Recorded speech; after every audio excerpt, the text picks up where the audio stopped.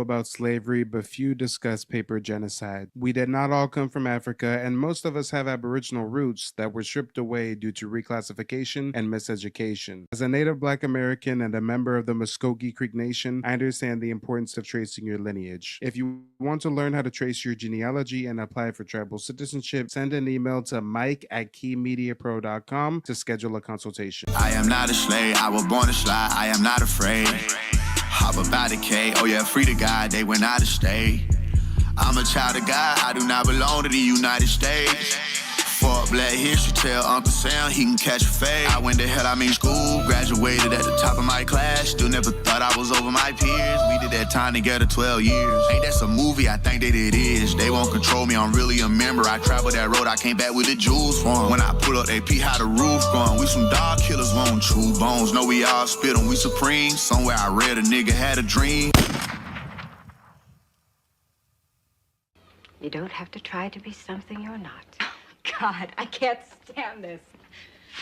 Trying to be something I'm not? Trying to be proud of my African heritage? If that's being something I'm not, then fine. My grandmother was a full-blooded Iroquois. My grandfather was a Black from a long line of journeymen who lived in Connecticut since the establishment of the colonies. My father was a Bajan who came to this country a cabin boy in a merchant marina. I know all of that, Mama. Then know this. I am alive because of the blood of a people who never scraped or begged or apologized for what they were. They asked only one thing of this world: to be allowed to be. I gave you my grandmother's name, a woman who bore 9 children and educated them all. Who held off 6 white men with a shotgun when they tried to drag one of her sons off to jail for not knowing his place. And you had to reach into an African dictionary to find a name that would make you proud. I was born Black, I live Black, and I'm gonna die probably because some cracker that knows I'm Black better than you, nigga, is probably gonna put a bullet in the back of my head. This is the remix. My father was raised in the era when Black niggas couldn't claim Native American. Making music would've thought I had help, but the Indians I know wanna be the chief they self. All right, ladies and gentlemen, boys and girls, hit the like button on the way in, subscribe to the channel if you're new, and hit the Cash App or the PayPal if you support the mission. We've got an interesting production here for you this evening. We're going to get into a bit of the hidden history as it relates to Black Americans. You know, we've been reclassified since the 1600s. There's been a successful campaign of paper genocide that our people have suffered from. And today I want to share with you a great content creator. Dare I say your favorite YouTuber's favorite YouTuber. This brother has a channel named UBTV. So make sure to check out UBTV. He creates great content centered around Aboriginal American history. But let's go ahead and take a look at what we have today. Before we do, I urge you guys to go ahead and schedule a consultation if you're interested in discovering your family's heritage. We will be increasing the rate here in the next couple of weeks, so please take advantage while we do have the prices at the low rate of $75. I think it was very informative, very educational, very knowledgeable, because you touched on some things that I was aware of, but I wasn't aware in detail. So it kind of gives like an insight to some of the things that are going on today from history. So I think it's very important to learn your genealogy. And I thank you for the information. You're showing us how to navigate through the system. It's worth $75 or maybe a little bit more to me. I'm glad I came across Mike. He was a great thing that I came across. He has a lot of information, a whole wealth of information. So for those of you that want your own family genealogy done, I highly recommend using Mike, because I'm going to go ahead and go further using his services. Once again, thank you, Mike. It was great meeting up with you. Thank you.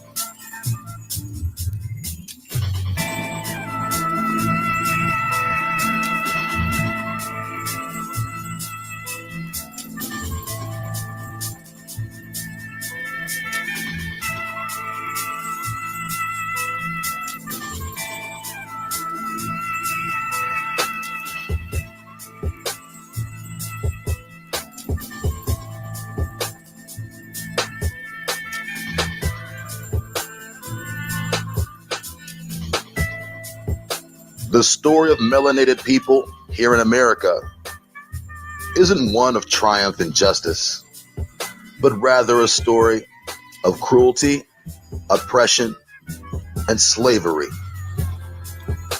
But these characteristics are the very same characteristics that have molded the most resilient group of people in the history of the world. A culture seemingly wiped away still evolved from the bowels of oppression to become the most dominant cultural influence on the face of the earth. That's right. Most dominant cultural influence on the face of the earth. Guys, other cultures of people have been through slavery. We are not the only group of people on earth that have been through slavery, but we're the only people that take an experience like that and triumph. Let's talk about it, y'all. Let's talk about it. Lost in the years of oppression is the hidden true history of these illustrious people, and hidden within that lost history is the identity of who these people truly are.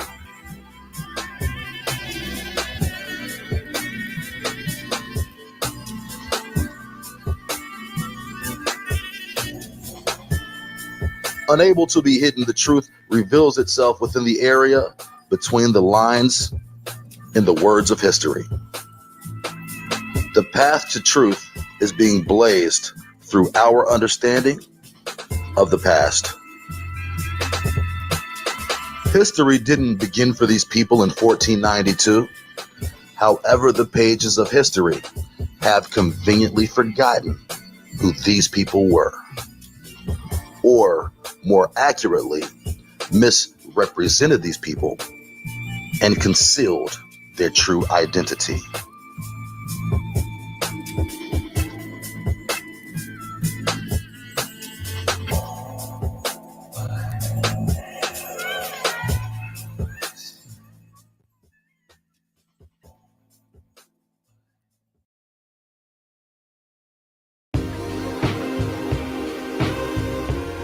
Europeans have always differentiated policies from country to country and consistently warred amongst themselves for centuries. But when it came to the oppression of melanated people in America, there was universal agreement. Exploitation by any means to the ultimate goal of domination. But these copper tribes from America would not allow themselves to be dominated. Come on, y'all. Let's talk about it. For as many of people have suffered the effects of colonization, we resisted it like a motherfucker. I mean, the Spanish were over here trying to subjugate us. We resisted. We were wiped out with warfare, bioterrorism. After we got rid of the Spaniards, we got the French coming up here, the Dutch coming over here, then the British coming over here. So, again, it wasn't so easy for us to be colonized. When you look at other areas like Africa, for example, they got colonized real quick. Whereas over here, it took them hundreds of years.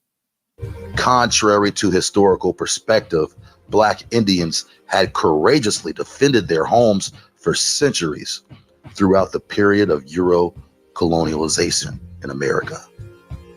And it wasn't until Europeans had infected over half the population with disease that the natives would start to lose control of their own land. Yet, it still took over half of Europe's enemies working together to obtain any military control of the land. After centuries of campaigns by the French, the Spanish, the British, and even the Dutch, Europeans would finally gain control of the land. The spoils of war go to the conqueror. Along with those spoils, the conqueror's narrative of history.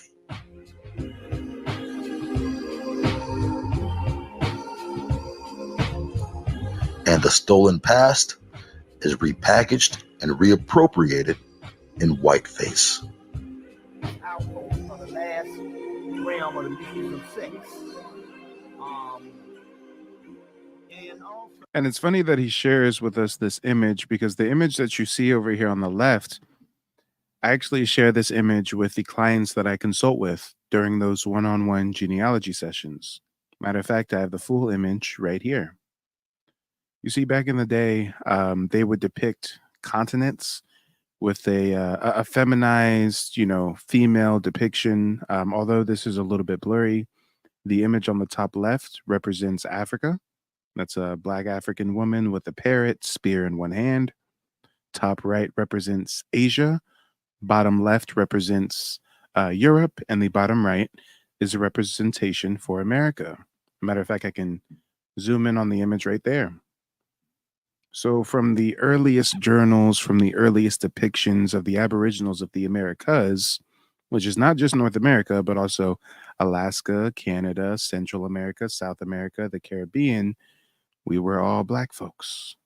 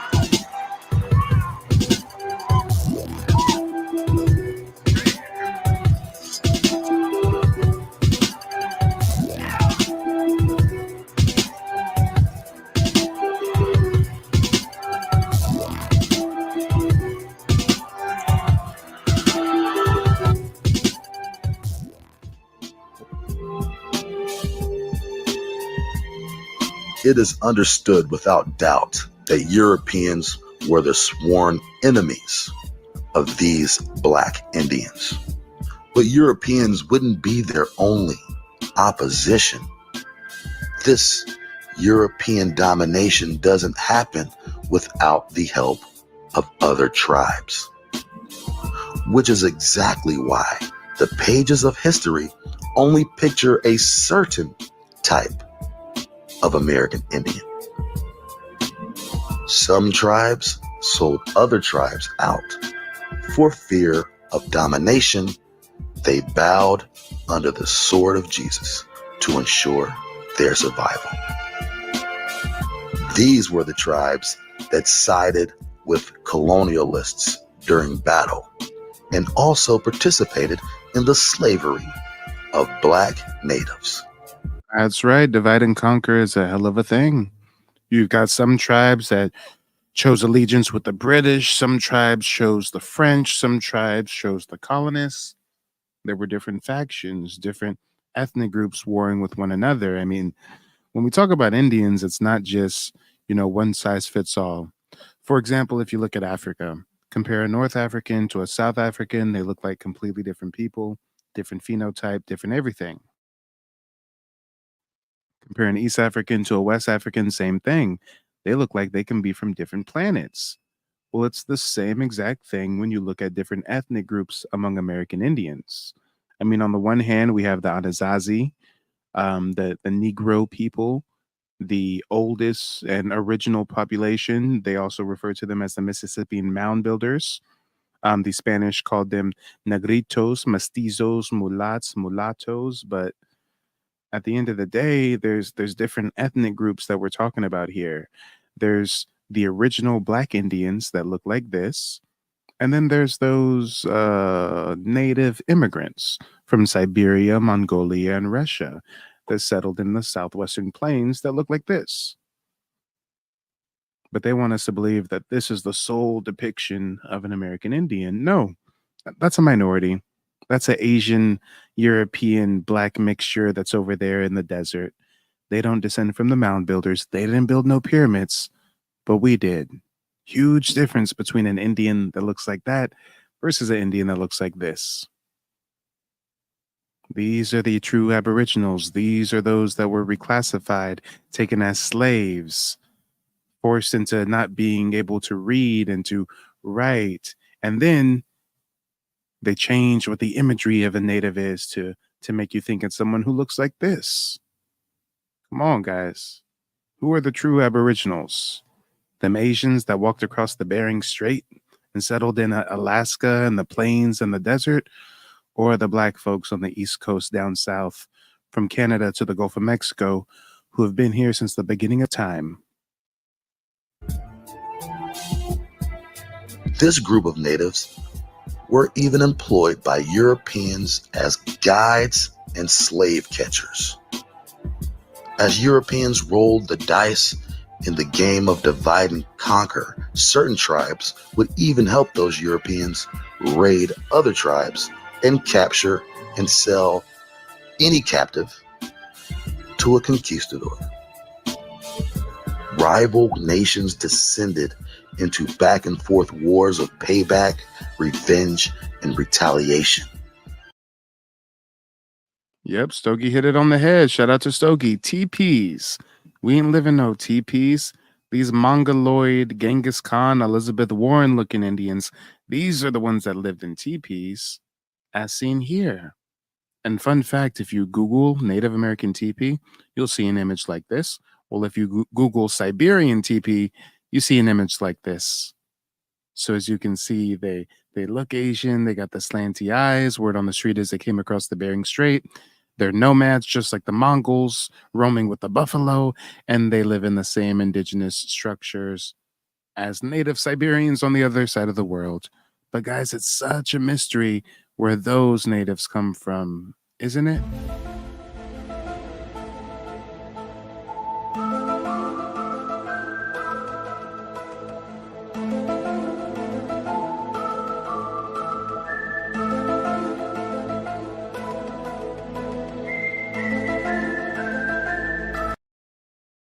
And just like Stokey said, we never lived in teepees, we lived in longhouses. This is what a longhouse looks like. 80 feet long, 18 feet wide. We lived in houses, suburbs, communities, towns, homesteads, vast civilizations were a completely different ethnic group from the Mongoloid natives that came later. Destructive battles fostered at the hands of white Europeans.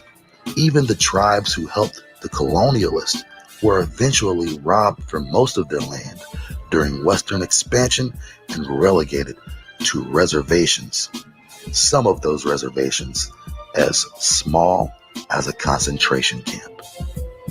Any tribe that sided with colonialists was guaranteed some remnants of cultural sustainability. Any other people were disintegrated, stolen, and suppressed into oblivion.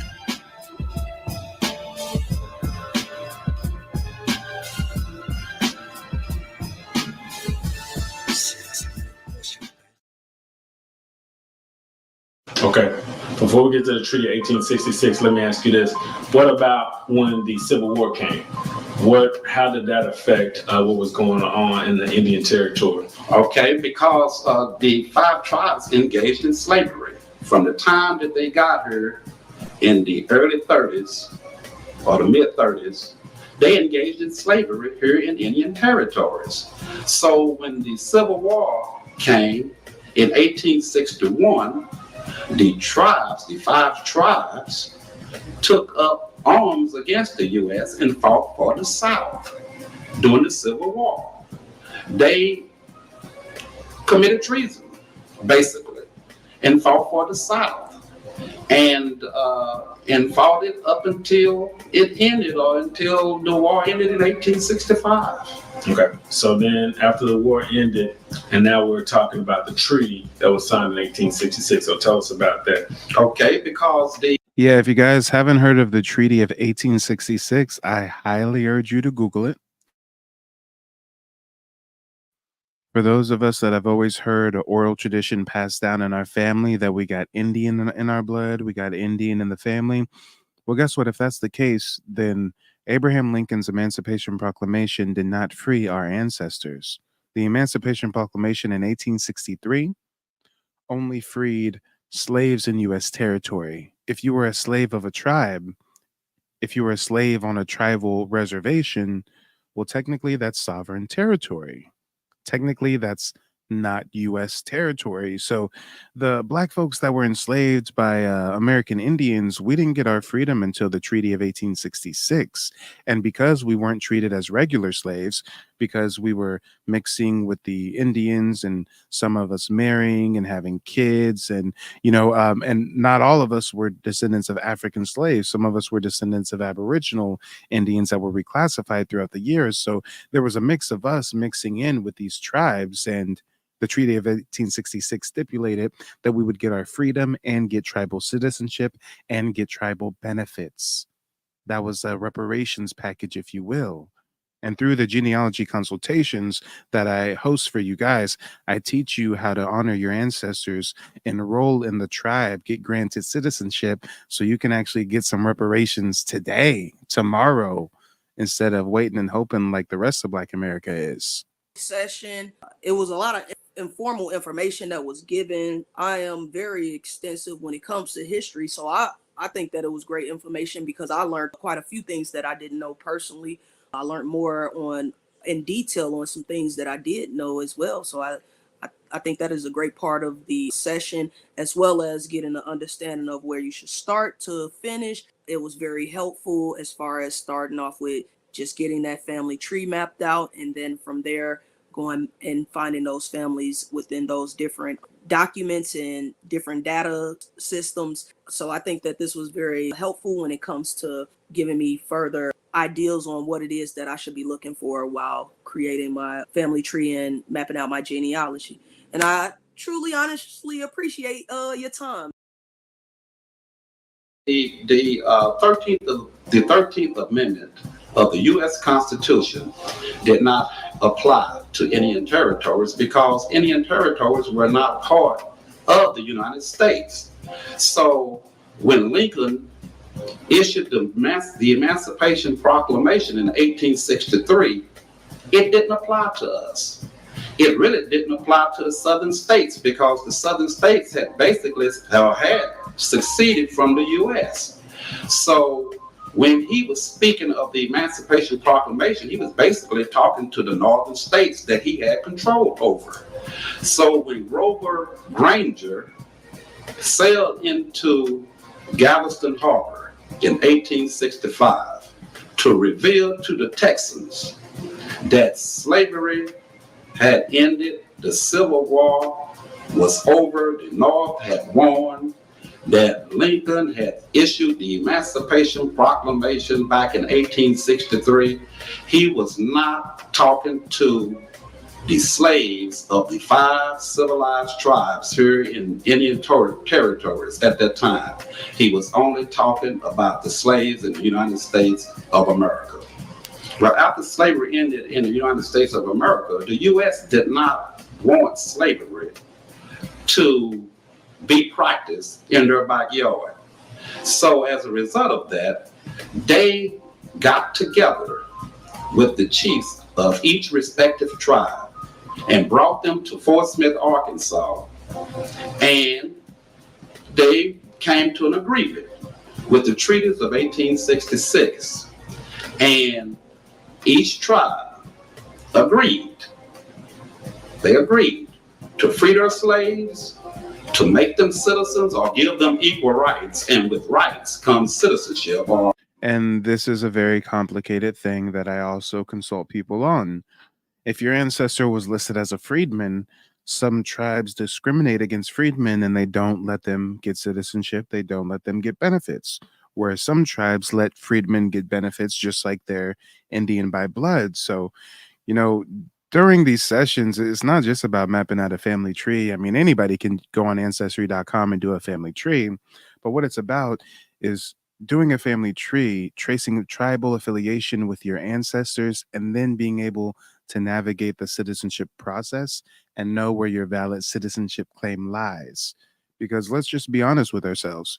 If we did the research and we found that our ancestors were a part of a tribe and we got citizenship, and that ended up resulting in cash in our bank account or different benefits, whether it's free dental, free health care, down payment assistance for a home, you name it. Well, goddamn it'd be better to have those benefits than not. Citizenship is synonymous to rights and benefits. And they had 2 years to do it. And the U.S. gave each tribe $300,000 to do it. Then they had to do it within a period of 2 years. Well, the Cherokee and the Creeks did it right away. And the Seminoles, they did it right away. The Choctaws didn't do it until 1885. They stalled and stalled and stalled, and they finally adopted their freedmen, who were descendants of slaves. They did it in 1885. The Chickasaw Nation never did adopt. They continued and drug it out and fought it up until Oklahoma statehood. Okay, so what we're talking about with this treaty is then giving the freedmen and their descendants the rights, whatever rights that will be afforded to those 5 tribes by the United States. By this treaty, we feel should then be passed down to the descendants of the freedmen. Yes, because citizenship is an inherited state of being. Once you get citizenship, your citizenship is passed down from kid to kid to kid. It's an inherited state of being. So if my great-great-grandmother was a citizen, if she was a citizen of the Chickasaw Nation, for an example, in 1866, I should be a citizen of the Chickasaw Nation today.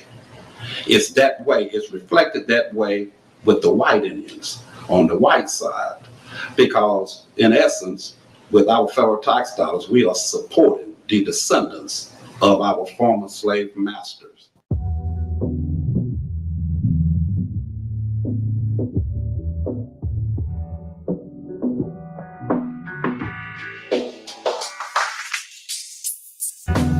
Slavery amongst the 5 civilized tribes in some cases was different than that of European chattel slavery.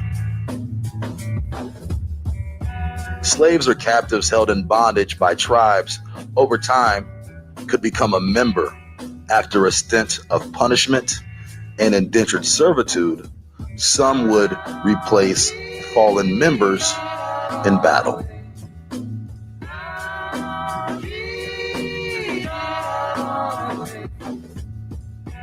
Still, in some cases, prisoners would be sacrificed in rituals and tortured.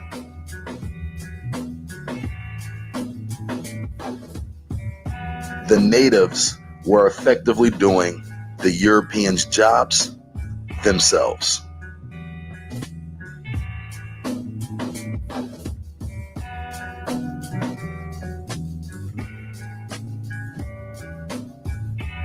For the tribes who assimilated into European culture, their complexion would change, along with their ideology concerning the supposed inferiority of dark-skinned people. That's right, guys. We all know the adage of the $5 Indian. And when those Black Indians were speaking earlier about the Treaty of 1866, I want to add a little tidbit. They mentioned that the Creek Nation did allow the freedmen to be a part of the tribe. Well, I'm a part of the Muscogee Creek Nation, so I've got to correct them on that a little bit. While the Creek Nation did initially accept freedmen as part of a tribe, in 1987, I believe it was, they updated their tribal constitution and kicked the freedmen out of the tribe. And the freedmen to this day are taking them to court, suing them to get their tribal status reinstated. So as you can see, we've definitely got a checkered history here when it comes to tribal citizenship, and it's a very difficult path to navigate if you don't have somebody in your corner.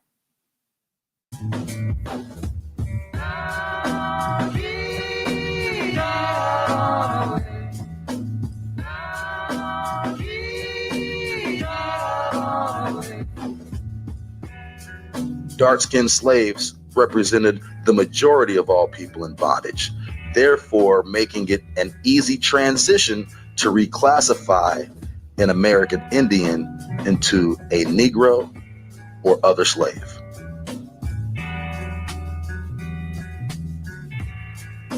Wait a minute. Let's do some reading, guys. Let's do a little bit of reading. Because at the end of the day, we understand how fundamental, how crucial reading can be.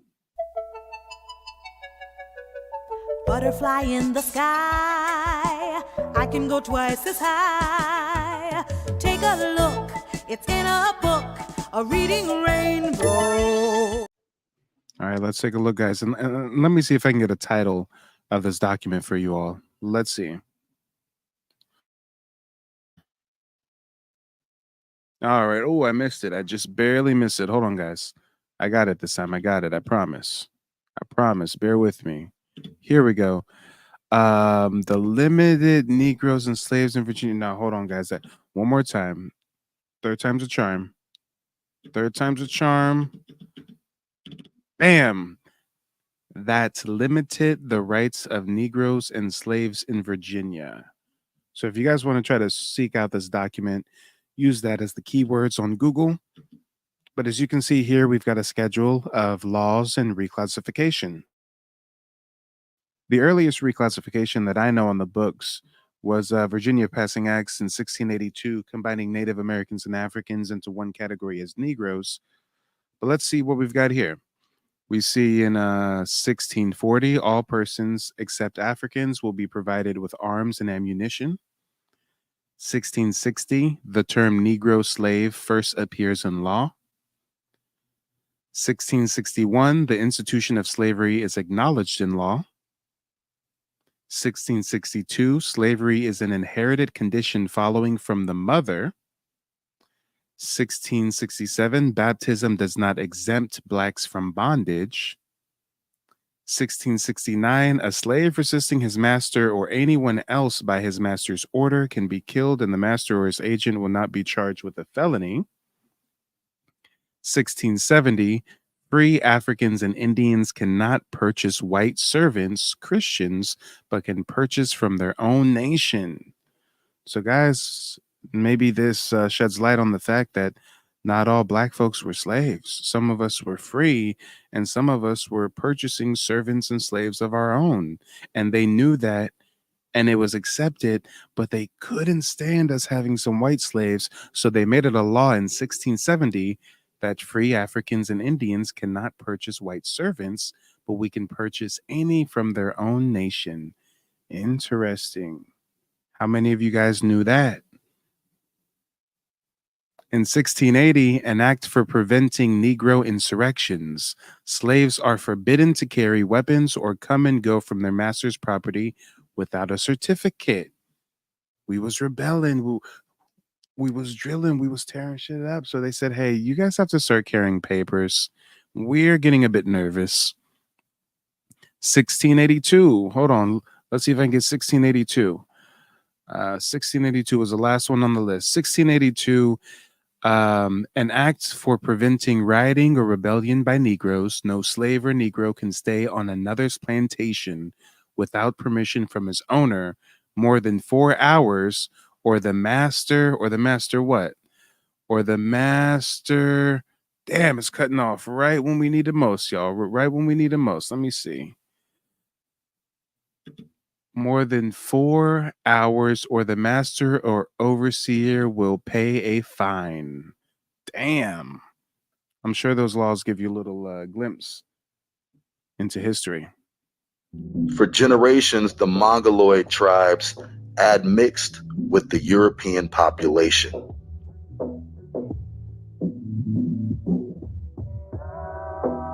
This hybrid of the two races would eventually become the face of a Native American.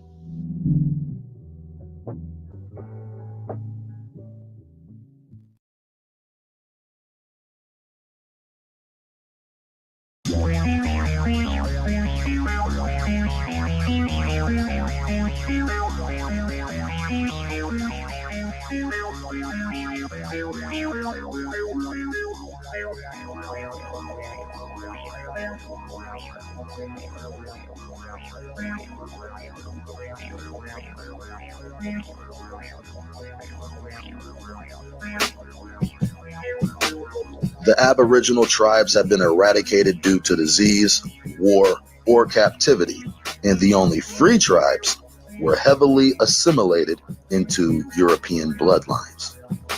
At this point, the remaining tribes would start to enact their own versions of white supremacy, retroactively banning any Negro or dark-skinned Indians from becoming tribal members through the requirement of birth records dating back 3 to 5 generations.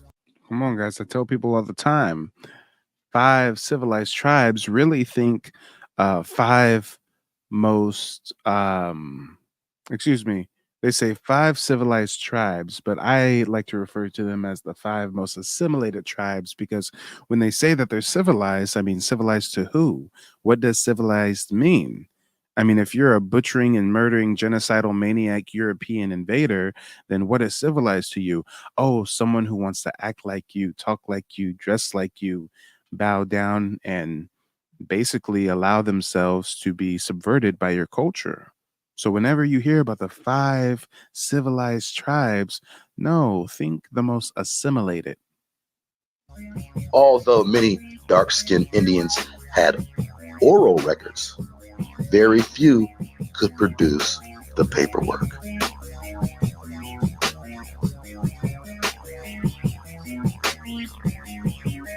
Black Indians were reclassified out of recognition and abandoned by the very same tribes that they once ruled. These newly recognized tribes resembled nothing of the true past of real Native Americans, and these confederations were created to further whitewash history with Eurocentric lies. I really liked the information that I learned today, and it really opened up my mind. Before, I have to say that I was a little bit more closed-minded, and sadly, I didn't really understand a lot of the things about Native American history that my mom was also have been trying to tell me about the people in America. But this really opened my mind, and it also was really, really easy information to understand. Even though it was a lot of information, it was still very, very easy to understand. So I recommend, especially for the people with closed minds or the people who don't believe some things about ancestry and Native American history of Americans and many Americans in America, I really recommend that they give this a shot and look at this information, because I do believe that it's different and that you will learn a lot. And you learn so much about history that they don't teach in schools. They're not actually Black, but they were Native Americans. But just because of how they looked, then they would reclassify them differently. Like first they were Native, and then they became mulatto, and then they were colored, and then they were Black, and then they were African first, then American. So it's like so many different classifications, and it sort of like keeps our true identity buried. But this, you learn how to put together your family tree. You are actually taught how to not just put together a family tree, but to connect your background with your Native heritage. And that's very important.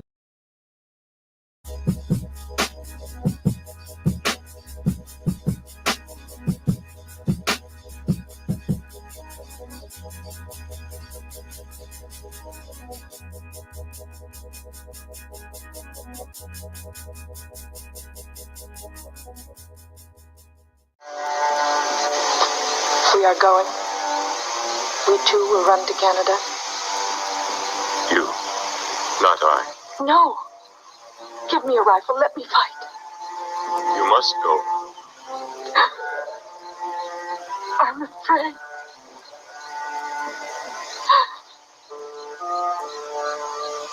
It is a journey you must make alone. It is a dangerous journey. It is a risk we must take for tea we must. Come on, guys. This is a sick game they play. Since the invention of motion pictures, they've used it as a propaganda tool. When they wanted to demonize black folks and prevent mixing between the races, they donned blackface and acted out weird behaviors and mannerisms. When they wanted to portray a certain image or history about the Aboriginals of America, what did they do? They started dressing like cowboys and Indians. Psyops. I do not know what will happen. Maybe they will hang me. Maybe they will lock me in a prison. What then? Once I was a great chief. I made good decisions. Now the white man makes them for me.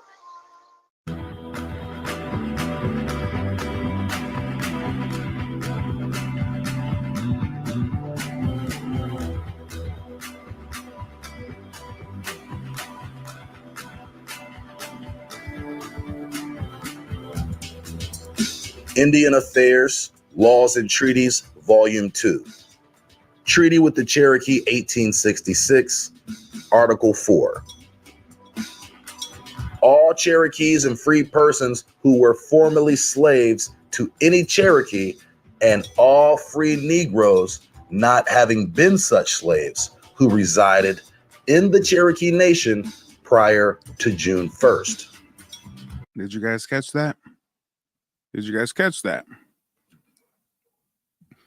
All the Cherokees and freed persons who were formerly slaves to any Cherokee and all free Negroes not having been such slaves. So this is clear evidence that there were black folks that were Indian living amongst Indian tribes that were not slaves of the tribe. There's this false narrative out there that, oh, if you say you got Indian in your family, really your black ancestor was just a slave to the tribe. No. If that was the case, if every single black person that was affiliated with a tribe was their slave, then why would it have the statute in the treaty? First, and all free Negroes not having been such slaves who resided in the Cherokee Nation prior to June 1st. This prior statement establishes that whoever was a slave was entirely fluid and was not dependent on race. It also established that all or some free Negroes had never been slaves.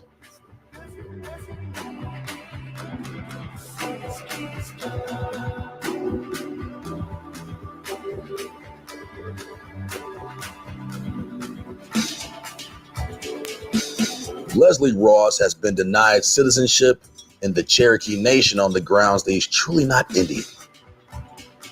Quote, "They say I don't have any Indian blood. They say blacks never had any part of Cherokee Nation," says Ross in his usually calm voice, swelling with anger. Quote, "The thing is, there wouldn't be a Cherokee Nation if it weren't for my great-grandfather. Jesus, he was more Indian than the Indians." End quote. Ross is at least one of 25,000 direct descendants of freedmen who cannot join Oklahoma's largest tribes. Once paragons of racial inclusion and assimilation, the Native American sovereign nations have done an about-faced and systematically pushed out people of supposed African descent. There's never been a stigma about intermarriage, says Stu Phillips, editor of the Seminole Producer, a local newspaper in central Oklahoma.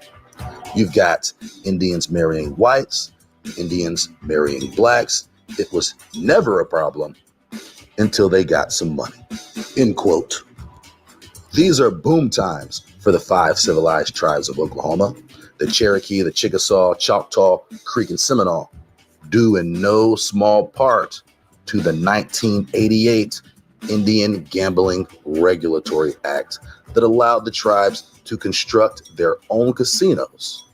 The Chickasaws' net assets have more than doubled to $315 million in the 2 years since it opened the Mammoth WinStar Casino Complex in Thackerville. And it's time for us to go get our check, okay? If you're a Black American and you have not done your genealogy, then you are leaving money on the table. I've been paid thousands since I got my citizenship intact in 2021.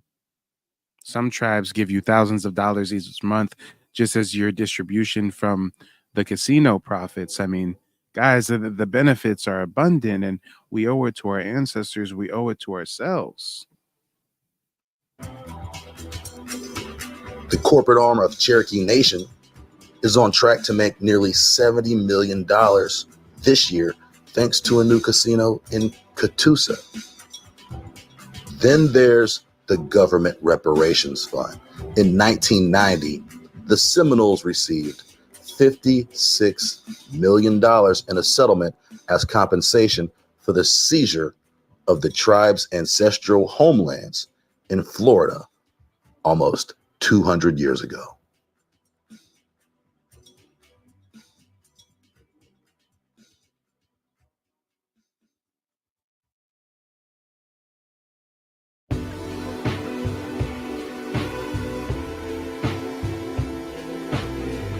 Rick Kittles is one of the last speakers at the Descendants Conference. He steps up to address the crowd. He speaks briefly about the underlying science. He describes how African genealogy is relatively easy to trace because of the population's high number of polymorphisms, genetic variations unique to a particular group. Then he gets down to business. He shows charts indicating that African ancestry in the 95 freedmen he tested ranged from 4 to 76%.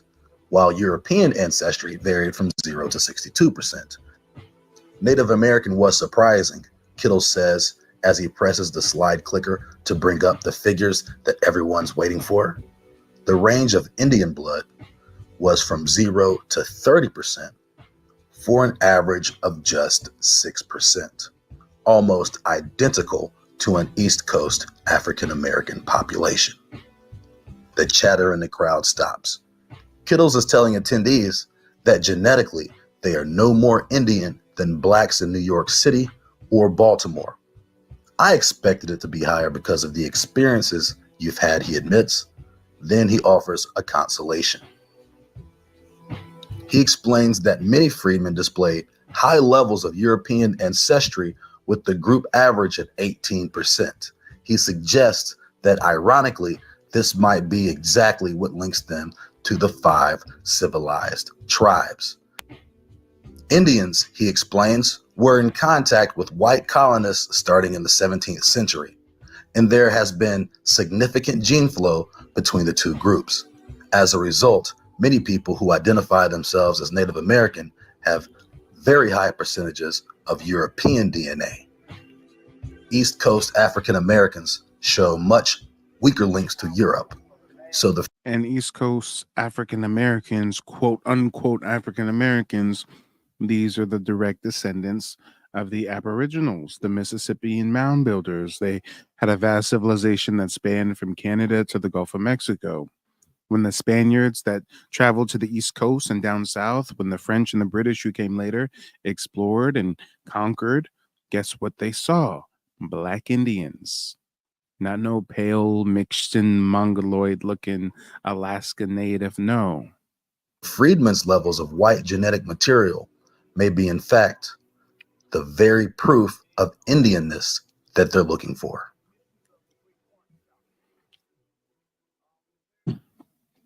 Let's run that back. Proof of Indianness that they're looking for. Come on, y'all. Let's run that back. It's basically saying all these folks that got the Indian card but look oh so white, well, their DNA is also oh so white. And Black Americans on the East Coast, we have less European than these Indians. So what does that mean? That's probably evidence that we are truly the Aboriginals, because why would these Mongoloid natives have such a high European admixture if they hadn't been that admixed? We've undergone so much admixture, and still these quote unquote Native Americans have more European DNA than ours. Oh, okay. The plot thickens.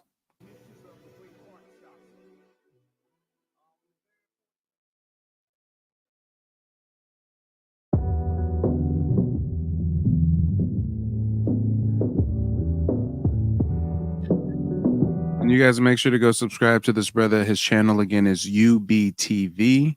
Great content creator. Dr. Kittles asserts that the European DNA found in black freedmen could be their possible link to Native Americans.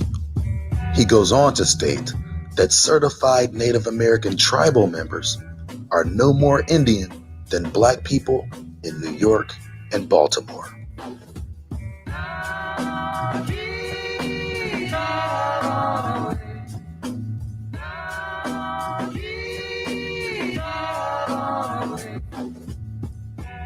He leaves out an interesting tidbit of information, however.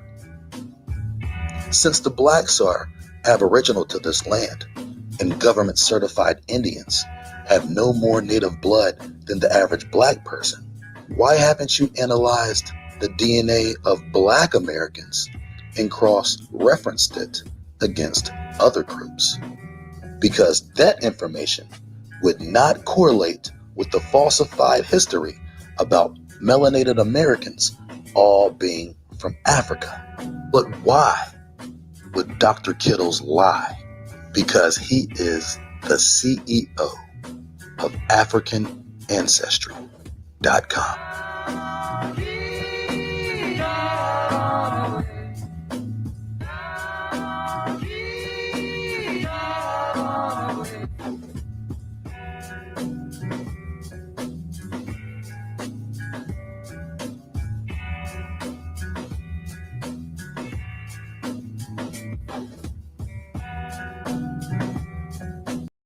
Telling you your history and telling you what your history is and what it's not, and this and that. But it's refreshing to at least having a framework of what, your possible history is, especially like I say, growing up in being born in Worth County, that was used to be an Indian village. Indian post, and then learning that they for some reason in the 1800s, people were removed. So I wouldn't know until I dig in deeper whether I'm, what side of them I'm on, through your consultation, where you kind of put some perspective to it. If it's like you say, if it was only 4% of Africans that was brought here to this land. They don't want you to remember this. You not no slave, you indigenous. Fuck how they painted them Indians. You went to war with the French and the British, man. Quite frankly, you was kings, Merovingians. They took the women and men, made them prisoners. Raised up the children to worship their images. Set up a lab to the genes and they mixed them. And this shit get way deeper than your pigment.